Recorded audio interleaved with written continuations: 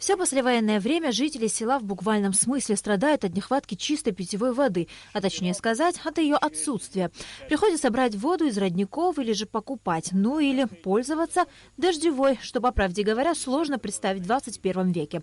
Вот и сами местные жители еще не верят своему счастью, что совсем скоро из кранов домов будет течь чистая питьевая вода. К слову сказать, семей здесь немало – 400. 25 лет вот так мучаемся. Какой-то вот сейчас люди чуть-чуть надежда появилась. Надеемся, пока не верим. Пока надеемся, что эта вода будет.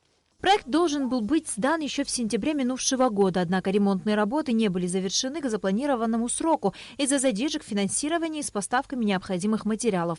На сегодняшний день уже проложено около 8 километров водопроводных труб. По словам прораба Виссариона Арутинова, помимо труб идет активная работа по установке колодцев. Ставим колодцы в каждом участке, скажем, на поворотах, где развилки. Стараемся везде ставить колодцы, потому что там тоже люди живут, им тоже воду надо.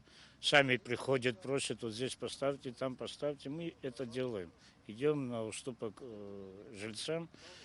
И так до 6-7 домов в одном колодце врезки можно сделать. Мы выходы оставляем, краны ставим. Я думаю, что пока все довольны, никто пока не жалуется, хватает. На осуществление проекта по прокладке водопроводных труб в селе Яштхо Сухумского района было заложено 22 миллиона рублей. К концу месяца работы завершатся, и в домах жителей села, наконец, появится питьевая вода. На Алакове Беслан Аджинджал, Абхазское телевидение.